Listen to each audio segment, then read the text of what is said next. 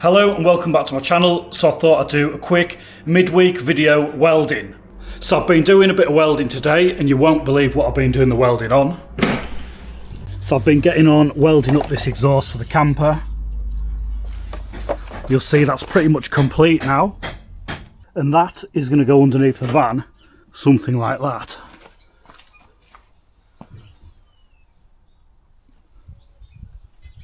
Anyway, back in the workshop.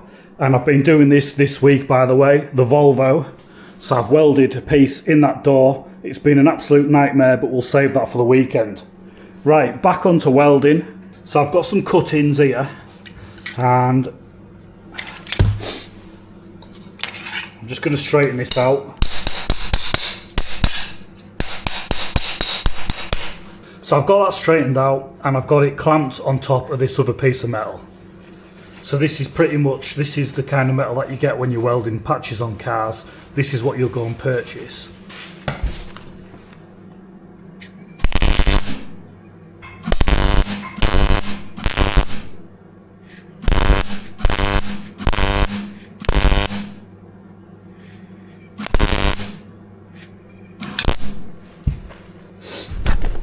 And that was going well until the metal moved. So I've set another piece of metal up because that other bit moved.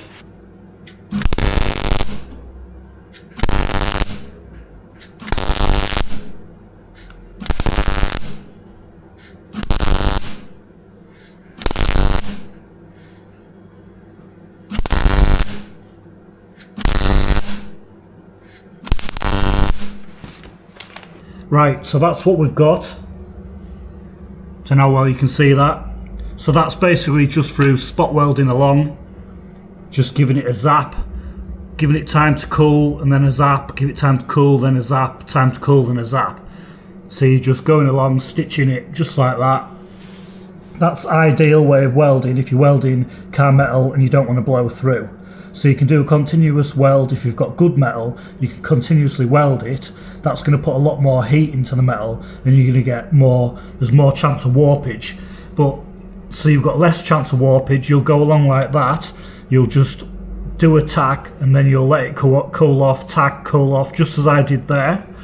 And you can also get the airline and cool it as you'll see I do in some of the videos, and that's so that you've got less chance of the panel warping. Right, so the welder, this is the welder. It's a Clark, it's a 160 TM turbo. I've had this for a good few years now. So this is the settings. We've got 5 on the wire, or slightly under. We've got 2 on there, and we're on the max.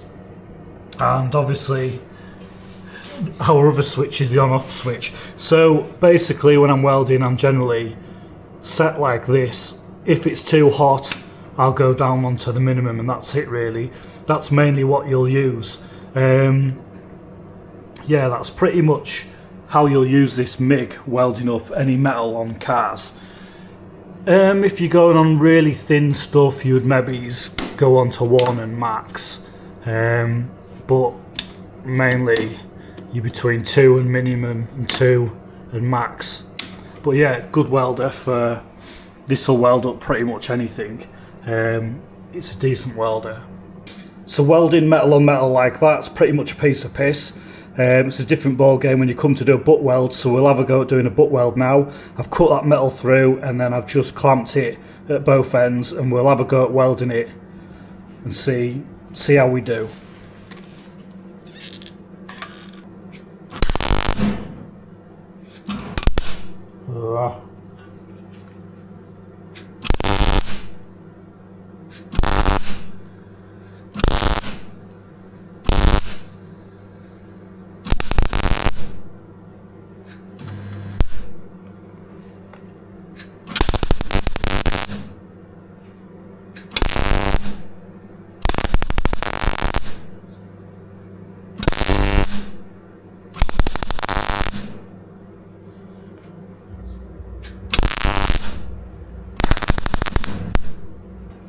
We'll have a go cleaning the metal up.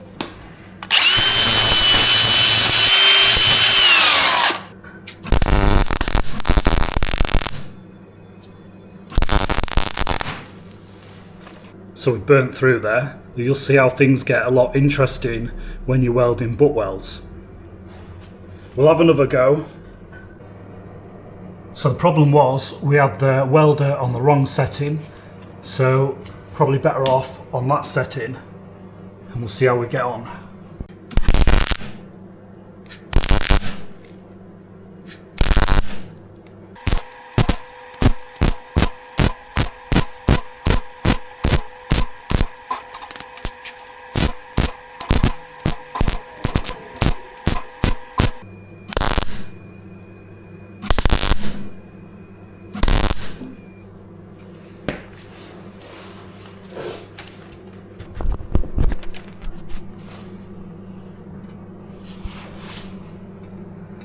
So we got a bit hot at one point.